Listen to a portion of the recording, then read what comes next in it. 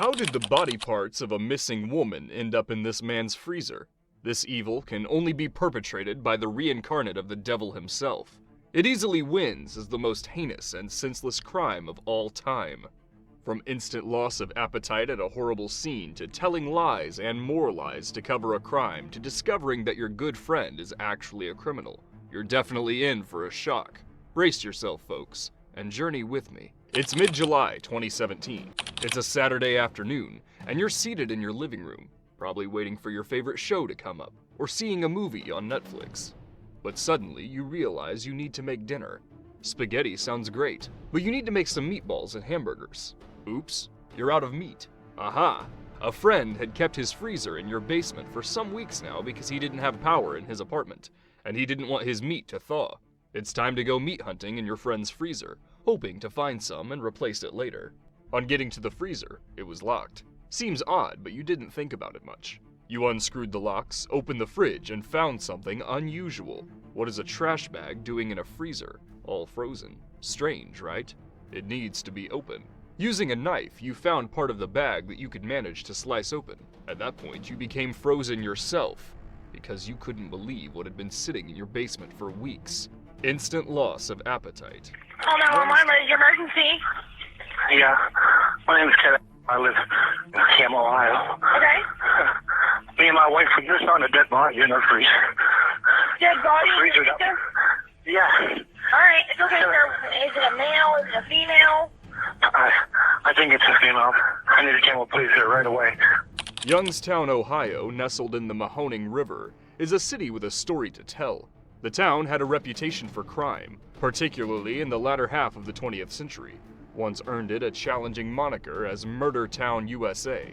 Factors such as economic decline and the collapse of the steel industry contributed to increased unemployment and poverty, fostering an environment conducive to crime.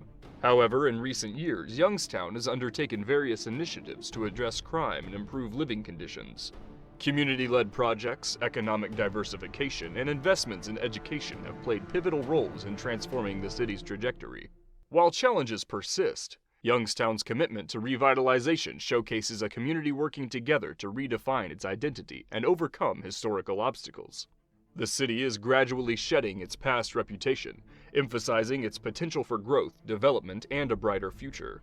However, in 2017, one of the most senseless events of all time occurred in this town, which brings back its damning history. 28-year-old Shannon Graves lived in Youngstown. In June of 2017, her older sister reported her missing to the local police. Shannon, a young woman in her 20s residing on Youngstown's west side, struggled as a hairdresser close to graduation.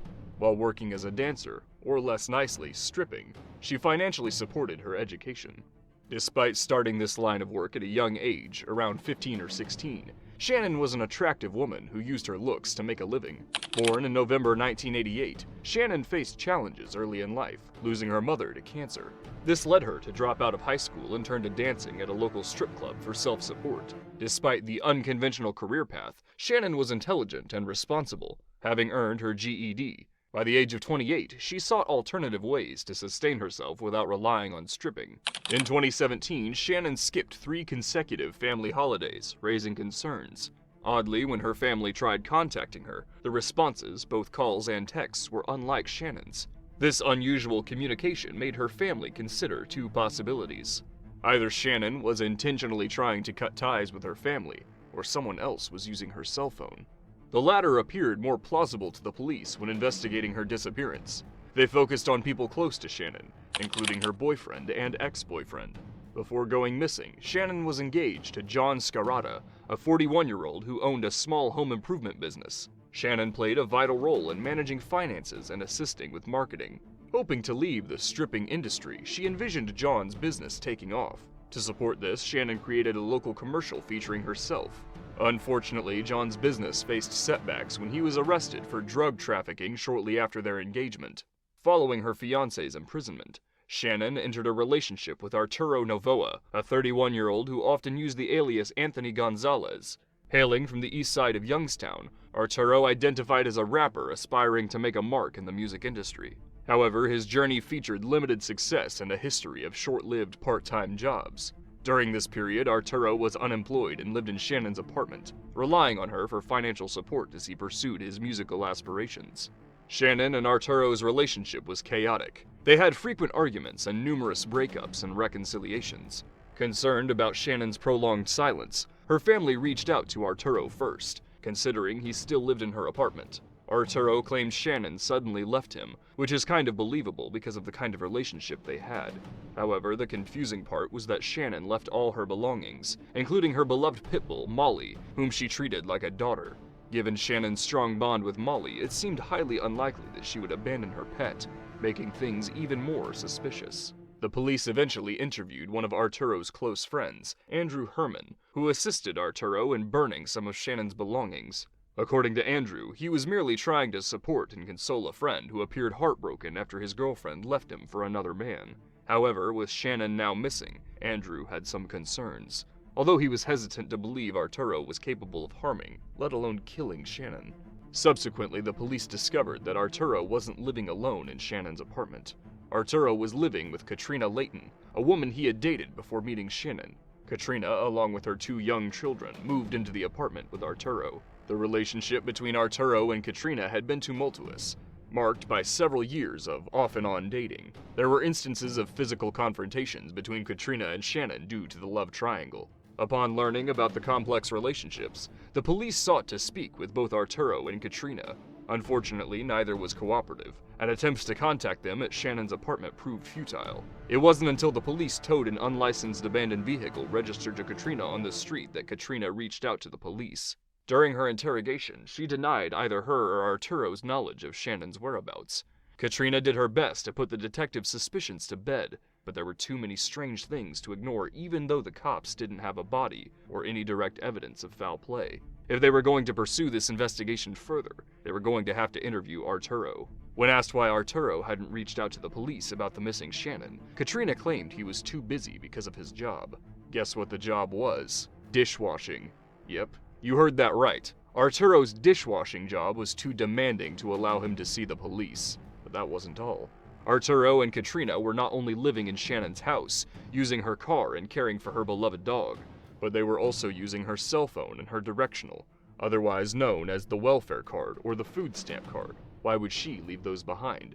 Still, there was not enough evidence to hold this couple responsible. Until this.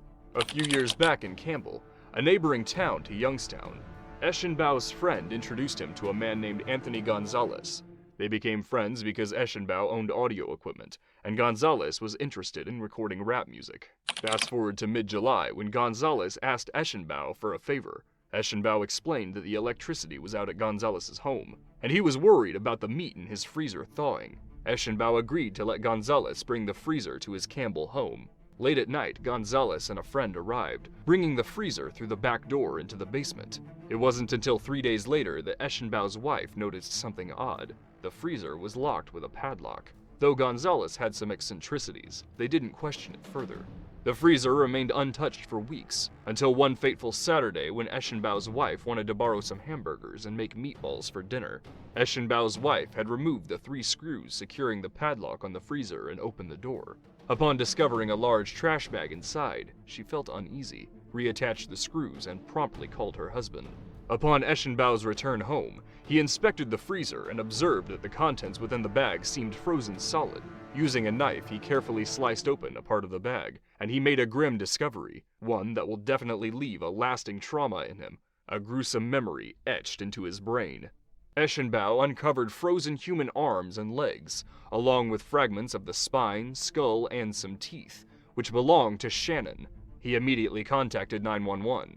When police examined the body parts, they found one of the feet had a tattoo of a scorpion on it, just as Shannon, who was a Scorpio, had on her foot. The writing on the wall was clear. It was Shannon's body in the freezer. Eschenbaugh identified who brought the fridge as Anthony Gonzalez. It was only through further investigations that Eschenbaugh learned Anthony Gonzalez wasn't Anthony Gonzalez. He was indeed Arturo Novoa.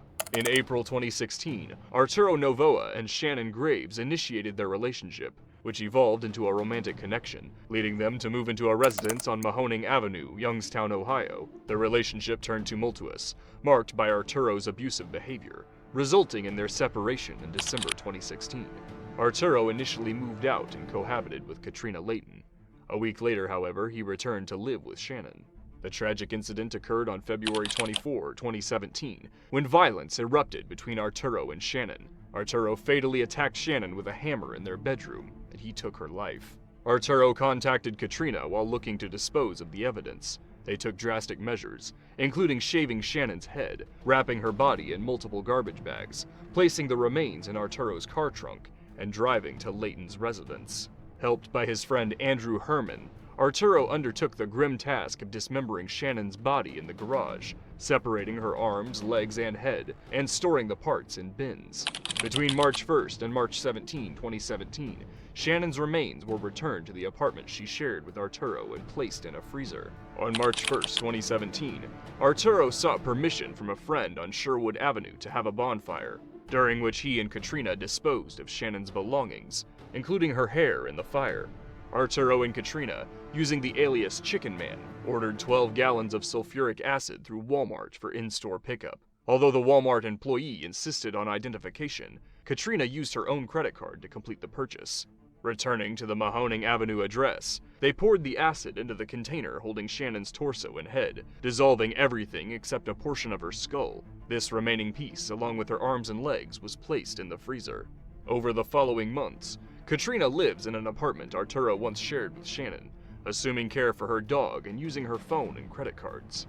Arturo had also rented an apartment earlier, not too far from where he and Katrina lived. He kept just the freezer containing Shannon's remains and a briefcase there. However, on learning that the police had interviewed Katrina, he knew investigations would later lead to his rented house, so he sought Eschenbau's help in another town to keep the freezer at his apartment. After Eschenbau and his wife made the terrifying discovery in their basement, the police proceeded with their investigation. In the residence Shannon shared with Arturo, law enforcement discovered a meat cleaver, blood on the walls, and the freezer's owner's manual, which corresponded to the one containing Shannon's remains. And that was it. No more hiding. Every piece of evidence points at Arturo, Katrina, and their cohorts. Now, justice must prevail. On September 17, 2017, Arturo was arrested and was charged with a laundry list of offenses, including 1 count of aggravated murder, 1 count of murder, 24 counts of tampering with evidence, and 4 counts of drug trafficking related to marijuana, amongst others. Opting for a plea deal, Arturo agreed to plead guilty to all charges, leading to the dismissal of the aggravated murder charge. He was eventually sentenced to 48 years to life in prison. Katrina Layton and Andrew Herman were sentenced to 18 years and 12 years in prison respectively. Just when Shannon thought she could begin her life in the most decent of ways, she was cut short. Eschenbau and his wife left trying to recover from the horror they witnessed right in their basement. They were just trying to be good friends. Shannon's family was left even more devastated. Their daughter wasn't missing. She was butchered and left frozen in the chilling and icy depth of a freezer. This only leaves us to wonder how many more bodies are kept in the most unusual of places or have been successfully disposed of. The world is indeed becoming more dangerous day by day. Stay safe, kings and queens. And for more crime stories, do like and subscribe to this channel. Don't forget to hit the notification bell as well. Bye for now.